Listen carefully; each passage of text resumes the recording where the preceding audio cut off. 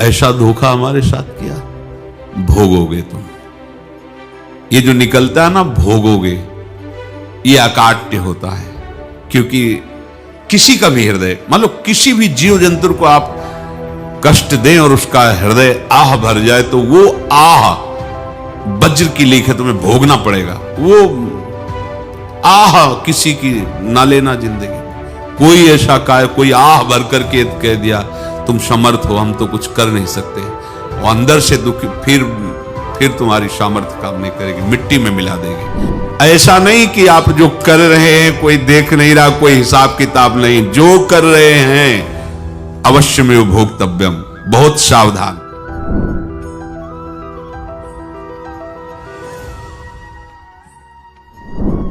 जीव स्वयं नित्य निरंतर कर्मों के जाल को रच रहा है और अपने आप को बांध रहा है।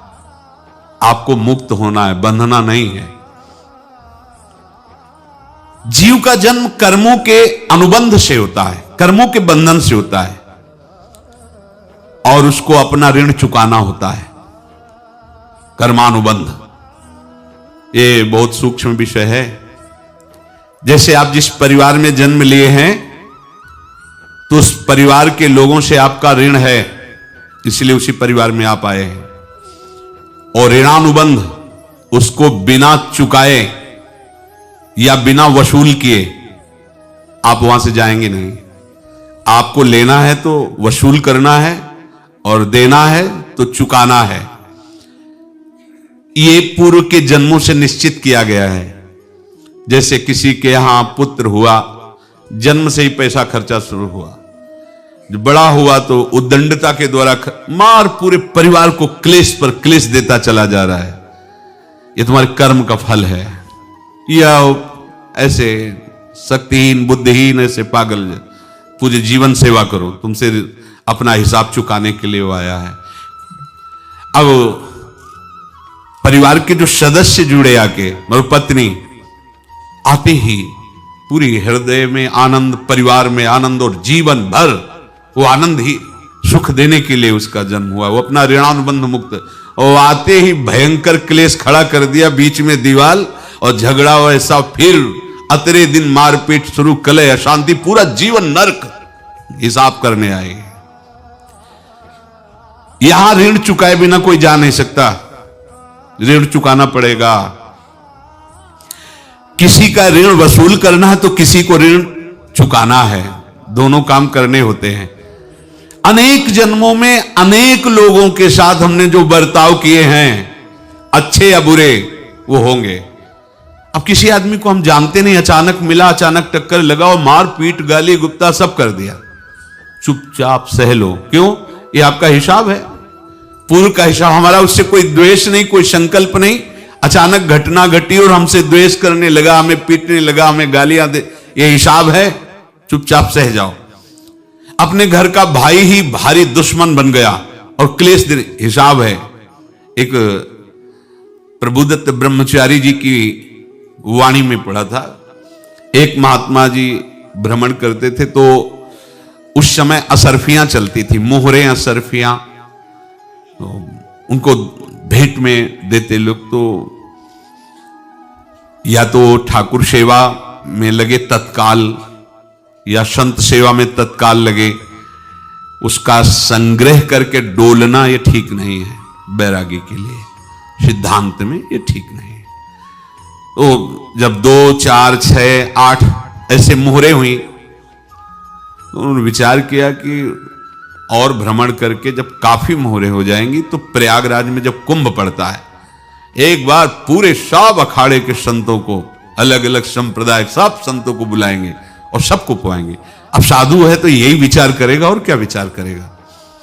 तो उन्होंने एक ऐसे डंडा बनवाया, बेंत, जो ऊपर से चूड़ीदार और भीतर पोला, और मोहरे उसमें डालते गए। और भ्रमण, जहां जहां श्रद्धालु भगत थे सबके यहां जाना और इच्छा रखना कि एक मोहर तो दे दे दक्षिणा में। कामना कोई भी हो वो बांधती ही है, ध्यान रखना। इसीलिए प्रभु जो चाहे वो करे, अपनी चाह नहीं रखनी चाहिए, अपनी चाह प्रभु की चाह में मिला देनी चाहिए। धीरे धीरे वो छड़ी भर गई। भ्रमण करने वाले महात्मा चूड़ी लगाई, इंतजार करते रहे। जब प्रयाग का कुंभ पड़ा तो चले। तो रास्ते में एक गांव में पूछा जाता है, जैसे कहीं रुको कि कोई श्रद्धालु ऐसा है जो संत सेवी है। तो कुछ लोगों ने बताया, हाँ एक परिवार है, बहुत संत सेवी है और आपको मिलाते हैं उनसे। आइए महाराज, घर में रुका। खूब अच्छा हलवा पूड़ी पवाया और जो घर के मालिक थे चरण दबाए।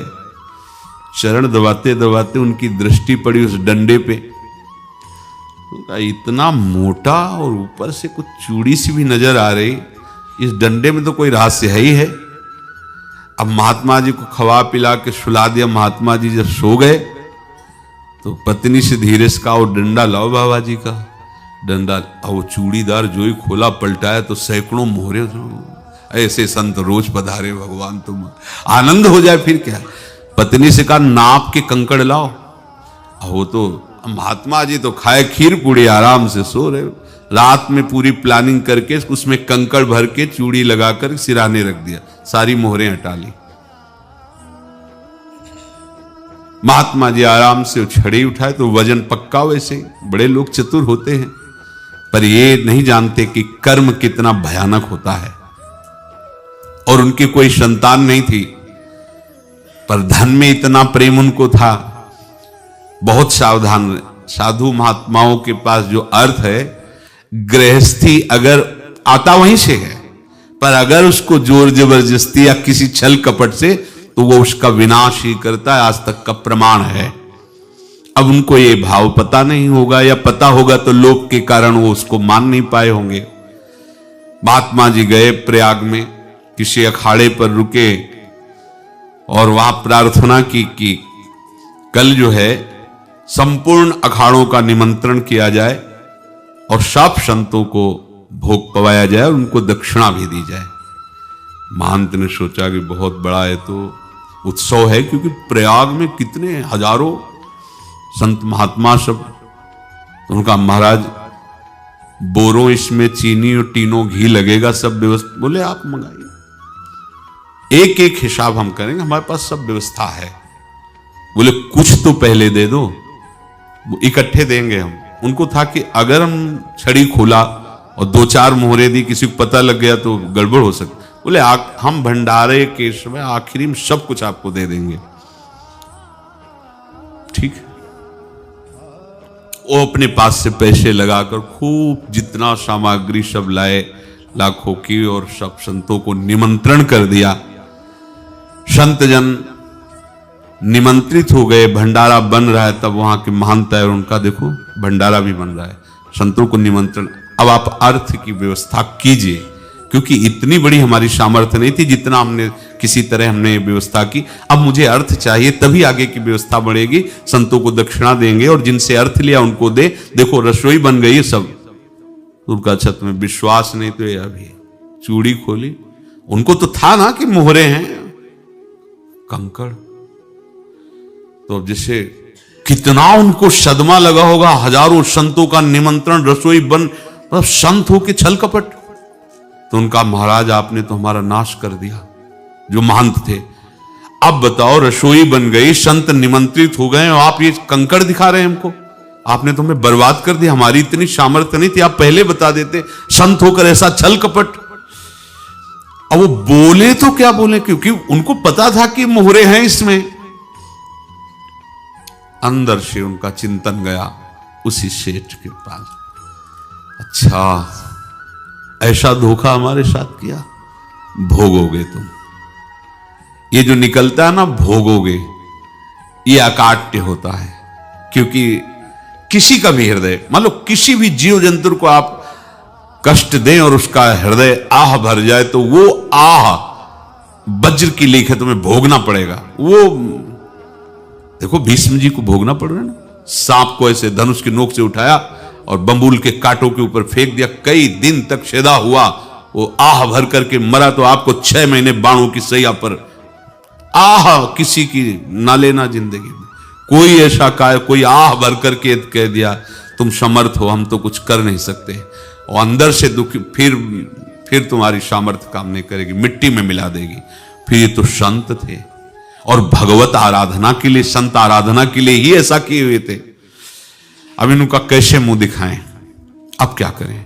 सुबह संत जन आएंगे, सबके बीच में हमारी कि देखो इन्होंने, अब क्या करें। गए और संगम में जाके छलांग लगाई, अपने प्राण त्याग दिए। अब उनके तो पास मोहरे थी और व्यापार बढ़ा, और 9-10 महीने बाद ही लड़का हुआ। अब तो उनको कि संत फलीभूत हो गया। देखो व्यापार चल रहा, लड़का नहीं होता था, लड़का भी हो गया, बड़ा आनंद छा रहा है। जब से वो प्रकट हुए और धन की वृद्धि शुरू हो गई, पढ़ाई लिखाई में उनके खर्चा हुआ सब, बस बीमारी शुरू हो गई उनके शरीर में। अब उसमें पैसा जाना शुरू हुआ। इतने आसक्त तो वो दोनों हो गए कि कुछ भी हो, व्यापार ठप, संपत्ति बेचना शुरू। तो उन्होंने कहा कि बेटा मैं क्या कर सकता हूं तुम्हारे लिए। बोले हमारी अंतिम इच्छा है प्रयाग चलो, और जितने प्रयाग में संत महात्मा सबको एक बार भंडारा करवाओ, हमारी इच्छा अंतिम है, क्योंकि अंतिम यही इच्छा थी। तो बोले अब ज्यादा संपत्ति तो नहीं रह गई। तो बोले घर बेच दो, मेरे लिए ही तो है, बेच दो। मुझे लगता मैं बचूंगा नहीं, पर मेरी अंतिम इच्छा पूर्ण कर दो। घर बेच दिया, जेवर बेच दी। वहां गए, जब संत सेवा की तो बोले मुझे संगम तक ले चलो।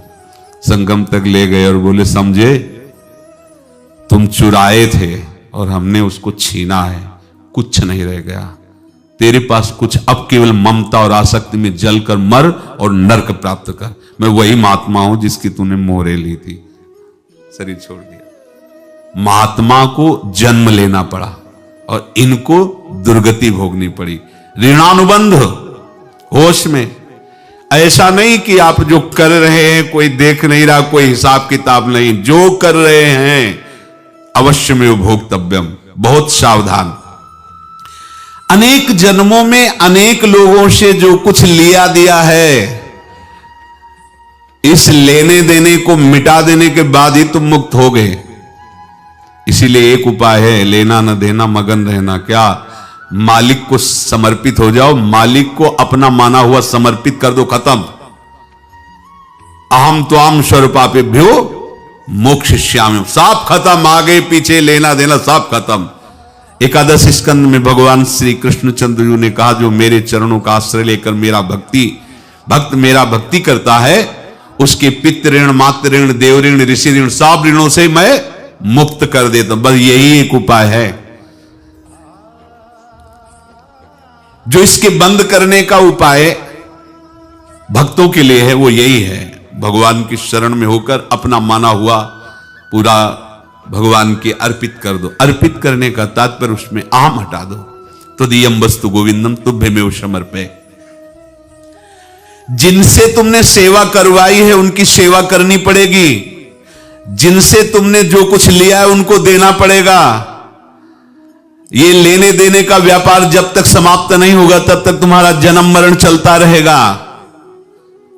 अब आपको यहां समझना है, यदि आपसे किसी ने पैसे लिए और बेईमानी करके नहीं दे रहा है तो आप उसको गाली मत दीजिए, आपने बेईमानी की थी इसलिए आपकी बेईमानी हुई है, ले गया, कोई बात नहीं है, बंधन से मुक्त हुए, जो बोझा था चला गया। उसको ऐसा ना देखे कि ये बेईमान हमारे रुपए मार लिए, अब जो कुछ होगा देखेंगे।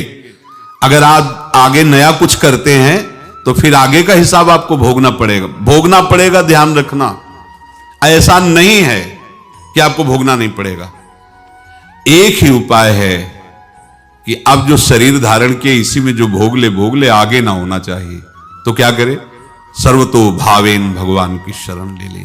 ये तो सर्वाणि कर्माणि मयि सन्न्यस्य मत्पराहा अनन्येनैव योगेन माम ध्यायन्तु उपासते तेषामहं समुद्धर्ता मृत्यु संसार से। ये बड़ा कठिन है पार होना, कोई छोटी मोटी बात है। एक महात्मा बाल्यावस्था से भजन करते थे, शालिग्राम भगवान पास रखते थे और उन्हीं की आराधना करके बस पाठ नाम जप और भ्रमण करते थे। यौवन अवस्था थी, गंगा जी के किनारे अपने ठाकुर को विराजमान करके स्नान करने के लिए कपड़ा ही उतार रहे थे कि 90 लोग आ गए, भाला तलवार सब ले, मारो मारो इसको मारो, घेर लिया। तो उन्होंने हाथ जोड़कर कहा हमने क्या अपराध किया, कोई सुन ही नहीं रहा। तो उन्होंने कहा मार तो डालोगे ही आप 90 लोग, हम कोई अस्त्र शस्त्र तो लिए नहीं, एक बार हमें गंगा में डुबकी लगा देने दो और अपने ठाकुर को स्नान करा देने दो, फिर इसके बाद आप मार देना। भगवत इच्छा से वो लोग रुक गए, स्नान किया और अंदर से प्रार्थना की, प्रभु ये क्या लीला है आपकी, आपके सिवा मेरा कोई है नहीं और ये मुझे मारना चाहते हैं। तो भगवान ने जानते हो क्या कहा उनके अंतर में, तुम मेरे में ध्यानस्थ हो करके शरीर को छोड़ो, ये लोग मारेंगे, ये मेरे भजन का फल है कि तुम्हें 90 जन्म नहीं लेना पड़ेगा, एक ही जन्म में 90 मिलके, तुमने 90 हिंसा की थी पूर्व में, तो तुम्हें 90 बार जन्म लेना होता और एक एक करके मारते। ये मेरे भजन का प्रताप है कि एक बार में ही 90 का हिसाब हो जाएगा। तुम आंख मूंदो, मेरे ध्यान में मगन रहो, मेरे प्रताप से तुम्हें कोई चोट नहीं होगी और स्वाभाविक मूर्छा अवस्था में प्राण तुम्हारे छूट जाए। ऐसा ही हुआ, ऐसा हुआ। तो ये बात समझ लो कि ये जो कर्मानुबंध है, ऋणानुबंध है। आप देखो, अगर शाप महात्माओं ने दिया कि तुम्हारे वंश का इससे विनाश होगा, तो भगवान भी परम धाम जा रहे तो उसी कील से, बाण की नोक में जो मछली लील गई थी छोटा कण, उसी से की नोक बनाई और उसी नोक को प्रहार किया, भगवान के श्री चरण में वही बाण की नोक लगी और भगवान ने स्वीकार किया ना। भगवान का बड़ा लीला विचित्र है। अगर छुप करके उधर रामावतार में बात, तो इधर ऐसे स्वीकार किया है भगवान ने। ऐसा कहीं नहीं दिखाया कि मैं भगवान हूं तो मैं अपने लिए, ऐसा नहीं दिखाया। नारद जी का हित किया पर नारद जी ने शाप दिया तो भगवान ने स्वीकार किया। बंदरों ने ही सहायता की, जैसा बोले थे वैसा। ये लीला इस शरीर में भोगनी पड़ेगी। हां, ज्यादा को कम में भुगता देंगे, पर अब अगला शरीर ना मिले, इसके लिए सर्वतो भावेन भगवान के आश्रित हो जाए। जैसे आपने दुकान फैला रखी है तो उसमें दो काम होते हैं, लेना और देना। किसी को उधार दिया है तो हमें उसे लेना है, और कोई नगद देकर सामान ले रहा है तो उसे सामान देना है, या उधार लिया है तो हमें उधार देना है। अब अगर दुकान बंद करनी है तो तुम्हें देने वालों पर जोर देना है, लेने वालों पर जोर नहीं। लेने वाला तो जाओ हम क्षमा किया, समर्पित किया, हमारा कोई संबंध नहीं, खत्म हो जाए, वो खुशी हो जाएगा। लेकिन देने वाला तुम अगर दुकान भी उठा दोगे तो जहां भी रहोगे तुम्हारे पास वो आएगा, लाइए हमारा। तो देने पर नजर रखिए, जिसका जिसका हिसाब है वो आपके सामने आता जाए, हटाते जाओ। लेने पर नजर मत रखिए और दुकान फौरन उठा दीजिए, नहीं अगर लेते देते रहे तो चलता रहेगा। आगे चलकर कुछ लेना न देना, मगन रहना बस अपने प्रभु के चिंतन में। अब हम कैसे जाने कि किसको क्या देना है, हमें क्या पता? तो हम पूरा हिसाब जिनको पता है उनको दे देते हैं, समझ रहे हो? उनको पता है क्या लेना है क्या देना है, तो इनके पास पहुंच गए, सरकारी हिसाब से सब बराबर कर देंगे। हमको अपनी जिम्मेवारी इनकी चरणों में समर्पित कर देना है, तभी हम जीवन मुक्त होंगे। ये रहस्य की बात है। प्रभु कह रहे हैं, यस्य सर्वे समारंभाः काम संकल्प वर्जिताः ज्ञानाग्नि दग्ध कर्माणं तमाहु पंडितम बुधाः। जिसके संपूर्ण कर्मों के आरंभ संकल्प और कामना से रहित हैं, तथा जिसके संपूर्ण कर्म ज्ञान रूपी अग्नि से जल गए हैं, उसको ज्ञानी जन भी पंडित कहते हैं, बुद्धिमान कहते हैं। पूज्य श्री भाई जी महाराज कह रहे हैं, जैसे वहां ज्ञानाग्नि से दग्ध कह रहे हैं, तो अपने वृंदावन वासियों का प्रेमाग्नि से सब कर्म संस्कार दग्ध होते हैं। जिस समय आपके हृदय में भगवत प्रेम का प्रादुर्भाव होगा तो लेश मात्र कभी तुम्हें दुख नहीं भोगना पड़ेगा। प्रेम का प्रादुर्भाव होते ही दुख का नाश हो जाता है, महासुख। जब प्रेम का प्रादुर्भाव होगा तो समस्त पाप भस्म हो जाते हैं, अशांति नष्ट हो जाती है, संसार ज्वाला स्पर्श भी नहीं कर सकती है। जब भगवत प्रेम का प्रादुर्भाव होता है तो हो सकता है उस उपासक के जीवन में दुखों का पहाड़ टूट पड़े, परिवार खिलाफ, शरीर रोगी, अव्यवस्था, बहुत बहुत कुछ, सब कुछ। कह रहे हैं इतना सब होने पर भी उसके हृदय में कोई भी दुख नहीं होता। ऐसा सामर्थ्यशाली भगवत प्रेम है। भगवान के चरणारविंद का जिसके हृदय में प्रेम है, भारी से भारी दुख भी उनको विचलित नहीं कर सकता।